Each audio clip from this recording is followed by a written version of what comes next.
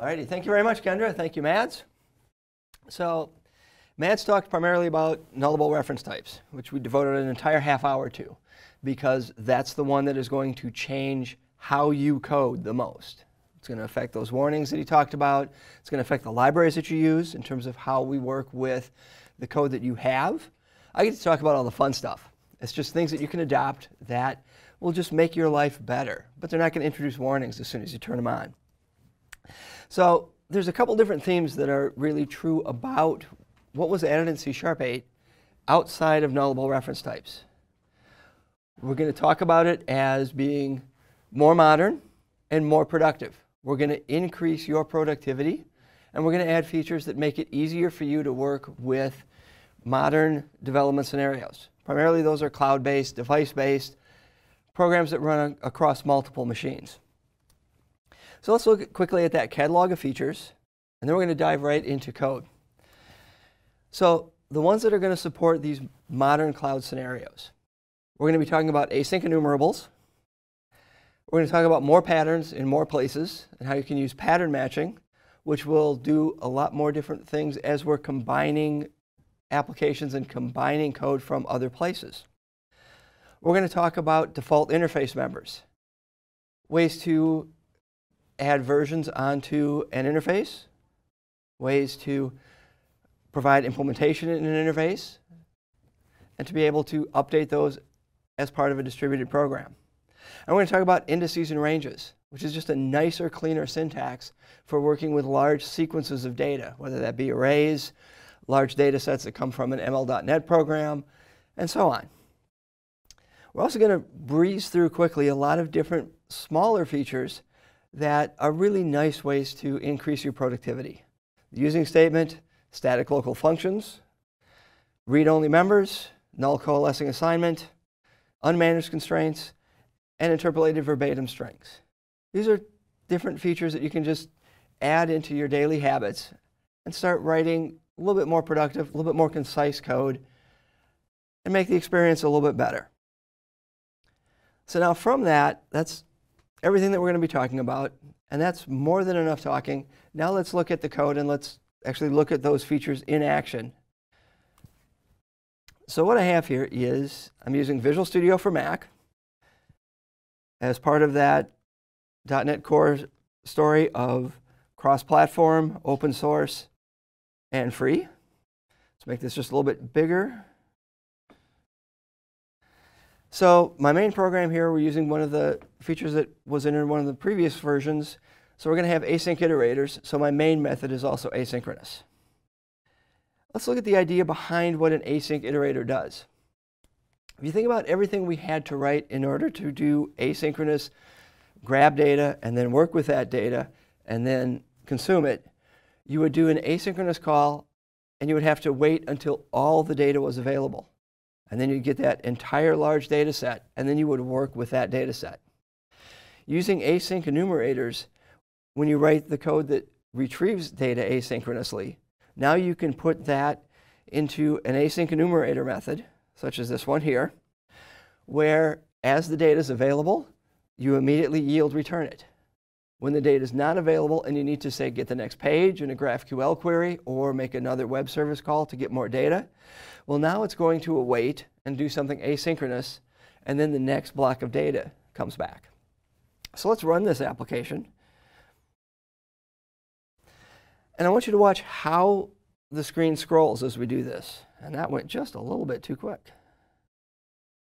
So let's run that one a little bit. We'll add a little bit more of a delay here.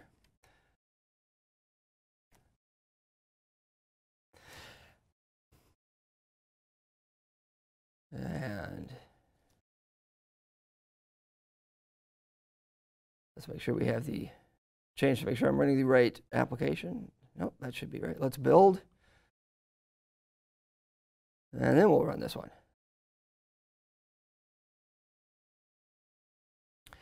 So what we're going to see is that as the first data packet is available, we'll immediately see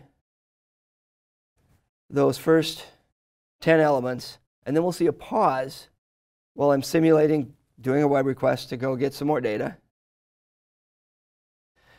And then we'll see the next hunk go by. So we'll see, we'll get some data after the first pause for 5 seconds to get the first block. And now it's pausing to do that web request to get some more data. It's going to come back and there's the next block. And you notice that even as we're consuming that iterator, it's going to just await for each. And the calling code doesn't need to know exactly anything about the page size or how that data is going to get returned or when it will pause. It can simply continue to ask for the next data element. If the data element's already there, it's going to immediately return. If the data element is not there and it needs to instead go get the next data block, then we'll go ahead and it will be asynchronous. It will await, and then when the next data block is ready, it can resume processing. So that's async iterators. And we find that that's an incredibly useful feature when we're talking about doing anything with working with distributed programs where you get some data, have to go process some of it, get some more data, and have to go process some of it again. So now I'm going to go ahead and just remove task and async here, because otherwise I'm going to continue to get warnings because the rest of the code in this demo is not asynchronous. And let's look at our patterns matching demo. And this is one that we've covered in docs. But the scenario behind this is, imagine that you're building an application that is composed of a number of different applications that are delivering data to you. So in this instance, it's an application that calculates tolls for a busy highway going into and out of a city. Well, as luck would have it, and as a lot of real-life scenarios that we have to work with are constructed, the companies that put together the software that registers cars or registers delivery trucks or registers taxis and buses, they build totally separate software systems that you now have to integrate.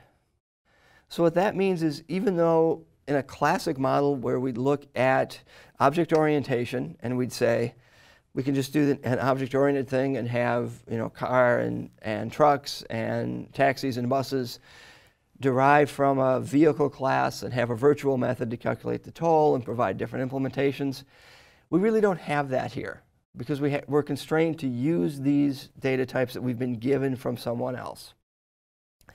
And that's where pattern matching comes in.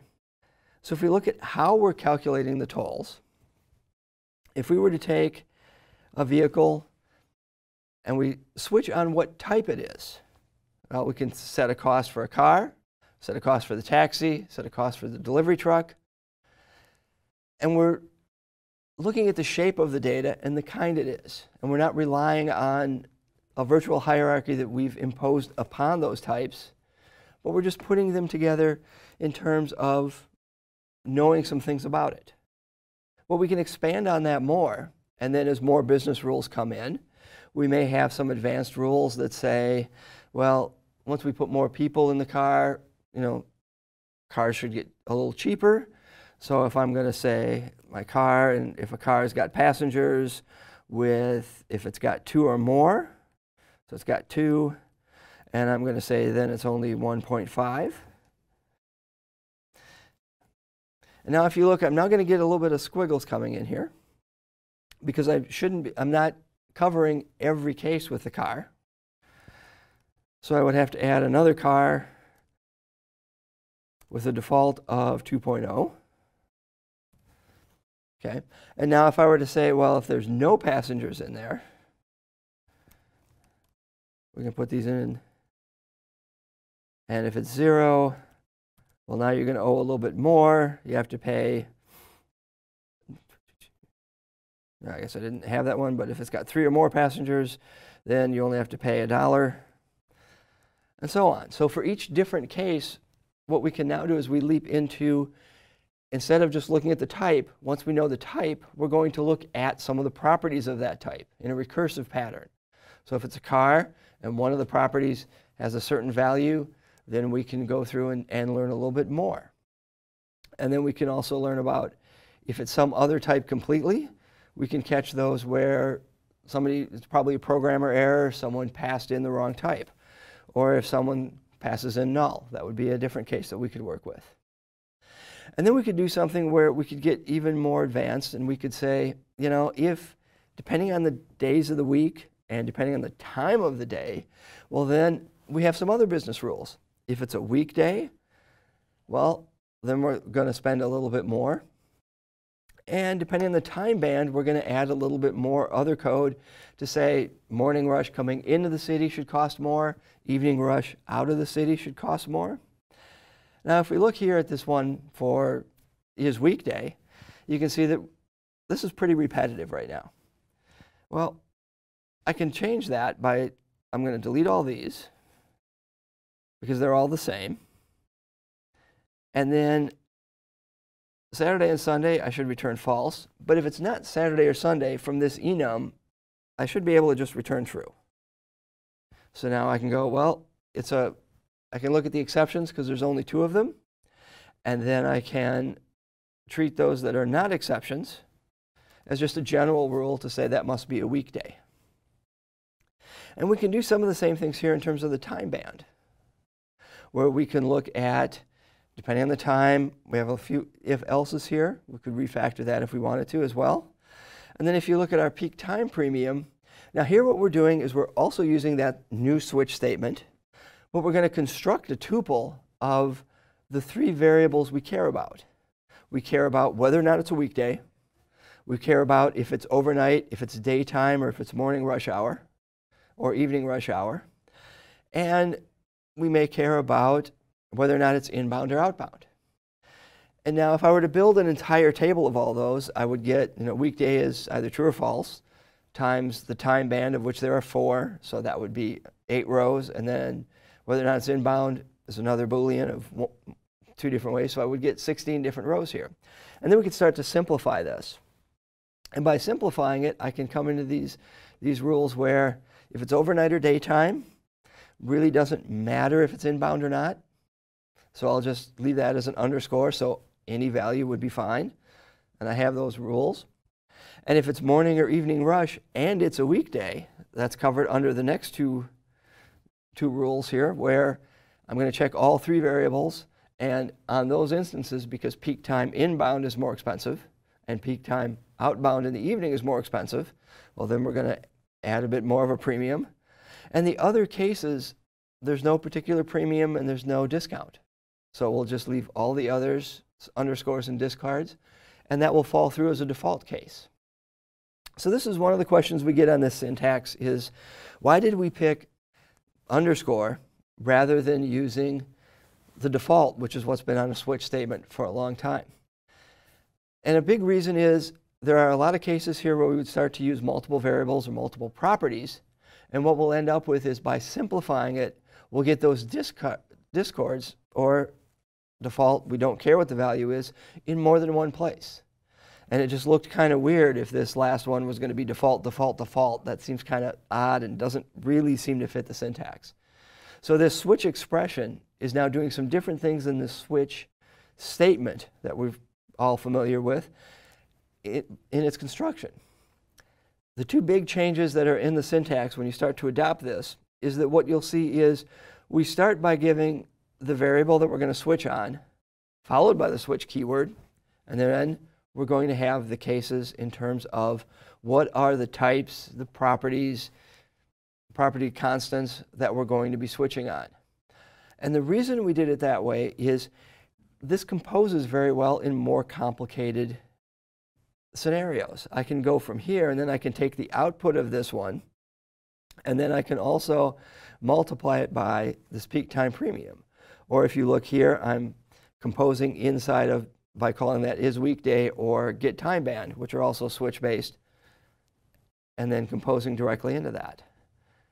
So if we run this, I have some test code up here that's going to just create a bunch of different solo riders, rideshare, full vans and empty vans and so on and so forth, and try to walk through all of those cases, including some that are invalid where we don't pass a vehicle type in at all or pass a null in and see what happens. So we can go ahead and just build and run this one, which will, since it's not asynchronous, since it doesn't have those pauses in, we'll start a little bit smaller.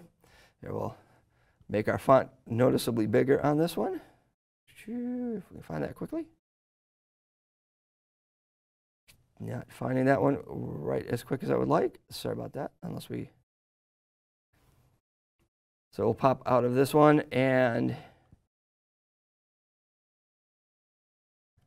the next one that we want to discuss is the other big one that kind of changes and really helps with these programs that work across multiple machines.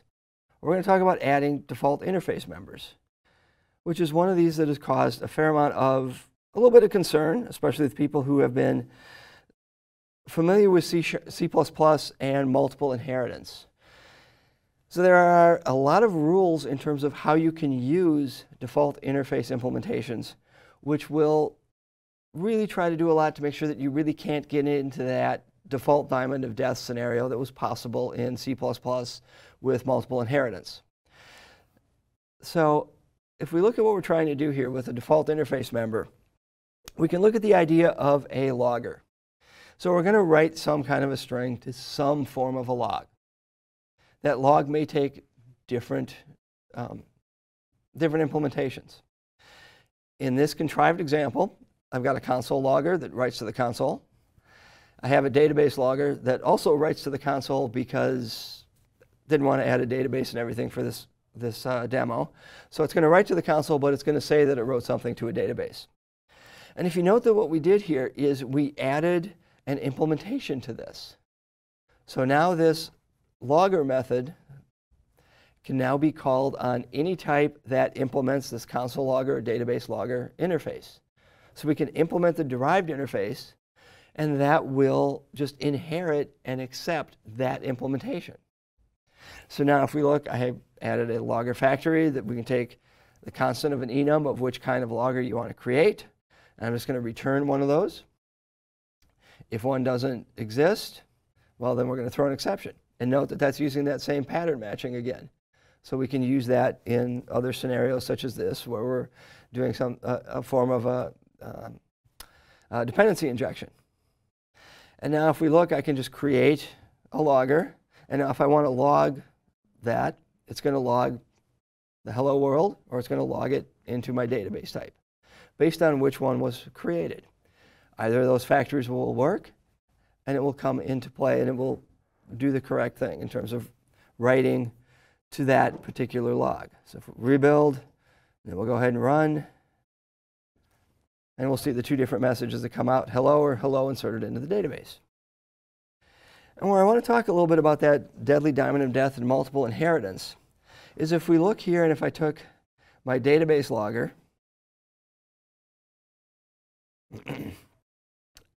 I can change this, and I'm going to just implement from this class. I'm going to now make this implement, change this to an interface.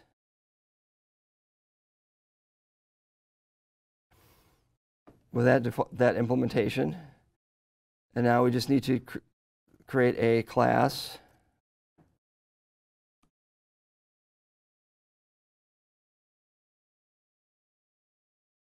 and let's change the name here and make this an iDatabase logger, and that's going to implement iDatabase logger. And I don't need to provide any implementation. I could have whatever else I wanted in there. And now if I wanted to try to get into this weird state where I said, you know, I want to do both. So now let's add this to the console logger as well. We'll make this an interface. And now, just to make this compile below, I'm going to make a class that's the console logger, which implements console logger. It doesn't have any implementation, and that now works. And if I wanted to take the database logger, and I wanted to also implement the iConsole logger, now we're going to see we instead of that deadly diamond of death that would throw some exceptions or do some strange behavior at runtime, you can see I'm getting red squiggles. I can't do this. What the compiler is going to tell me is that both of these have an implementation for that ilogger.log method, and none of them is better than the other. None of them is closer in the hierarchy. So it won't compile. So what you're going to find, and we've got some docs that go through and walk through creating default interface implementations and adding new features to these. What you'll find is that any of the scenarios where the compiler can't absolutely figure out which one should be running, which one should be correct, you're going to get a compiler error, and you're going to have to explicitly say which one you wanted, or provide a class implementation, and come back from that class into creating in that class which one of the interface implementations you wanted to call, and be explicit about it. And then once it compiles, what the compiler will guarantee is there is exactly one better method that is the correct one to call. And the other thing to note is that notice that any of these implementations now have to use explicit interface implementations. So if you rev an interface and add a method that some class has already used, what you'll end up with in your default interface implementation is that new method you added to the interface will only be called if the object is called through the interface reference, just like an explicit interface implementation. Otherwise, the method that was already added in the class, that one will win with overload resolution. So a lot of work went into this, and where that went is mostly to try to make sure that whatever method you pick are going to end up being the correct method for your scenario.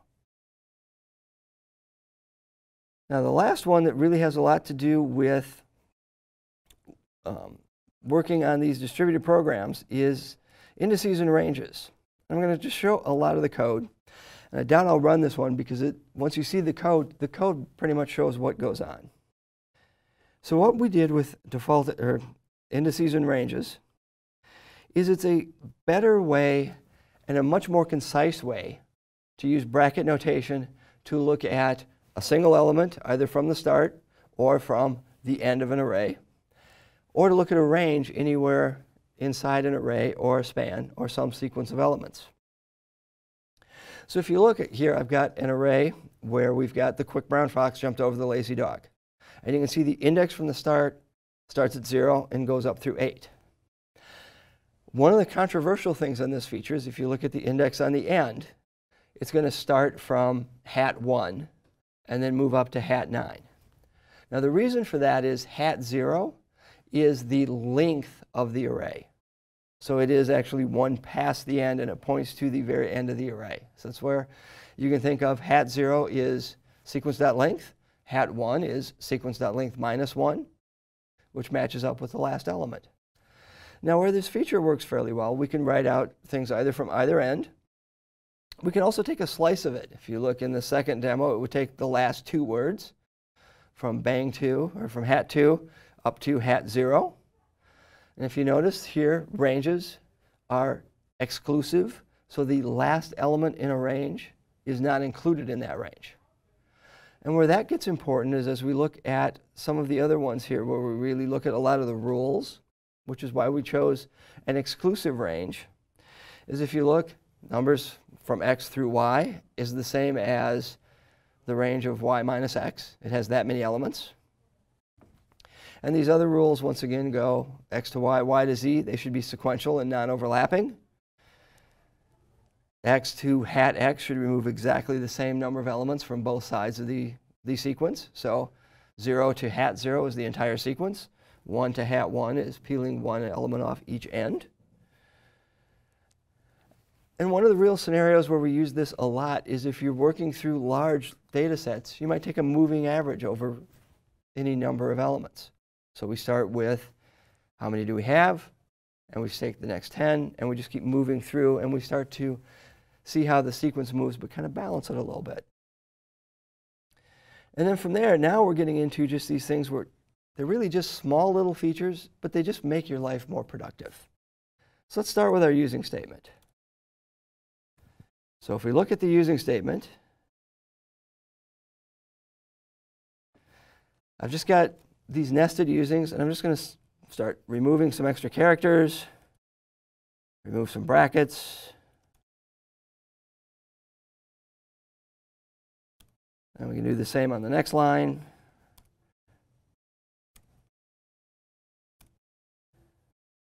And then when we reformat this, it starts to look a little bit cleaner.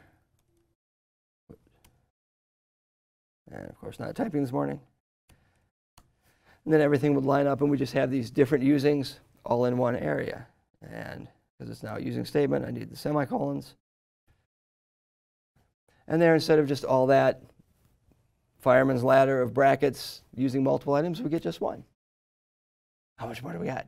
Can I keep going? Oh, you can keep going if you want to. Well, there's a few We've more. got time. There's a few more we want to keep doing. Next one would be static local functions. We saw local functions in C#7. And what we've added with static local functions is now we can look at something and say, I know this local function does not use any of the arguments that are in its outer scope. And the compiler and the JIT can make some optimizations on those.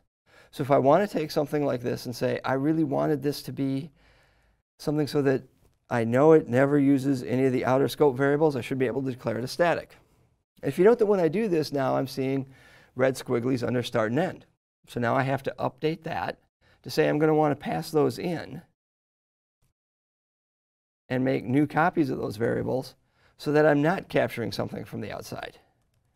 So what the compiler will do here is it helps make your code more efficient. If you don't think you're supposed to be using some of the outer variables and capturing those and making a closure, which can be a little expensive, especially in hot paths, something like this will let you then say, I know I don't want to do that. I'll turn on that static feature. And then what I'm going to do is make sure that I can't write code that would violate that. And we walk on to read-only members, where now we've, in the C#7 time frame, we added read-only structs. So I could create a struct and guarantee that it would never change.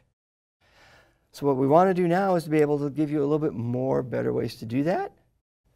And if I look at toString, I should be able to say that should be read-only, because toString should never change anything. Well, it's annoyed because it says static is going to do that. So I'm going to have to change distance to now say that that's also read-only. And now what that does is it tells the compiler, this method is not supposed to change the state of the struct. And because of that, then if it was passed by ref, the compiler could then go, well, this isn't supposed to, and it won't change the state of that struct. So then we can move forward from that, and it can make some optimizations. So if you know something isn't supposed to change state, you can add that modifier, and the compiler will enforce your intent. We're going to do just one more, because the last two are really quite small. And we will look at the null coalescing assignment. And this is one of these that really will help as you start to adopt nullable reference types, which Mads talked about in part 1, where a lot of what we have is we want to be able to assign something and ensure that it's not null. So by using this null coalescing assignment, what I'm saying is, for instance here, I'm going to say that this numbers collection is either going to be the value it already had, or if its value was null, go create a new one. And then I'm going to add some elements to it. And I would try to add I. If I is null, well, then it will actually add 17. If I is not null, it would add whatever the value of I is. So that's a way to, instead of having to start sprinkling your code with all this if something isn't null, just make a default assignment and put the right thing in place. And with that, we'll go back into finishing up and talk with a lot of the questions. These were the features that we had. The ones I didn't talk about was the unmanaged constraint, which primarily is going to be used by libraries for very high performance scenarios, and interpolated verbatim strings, which means now the $ and the @ can be in either order. And with that, let's go to Kendra and get some questions. Great. Thanks so much, Bill.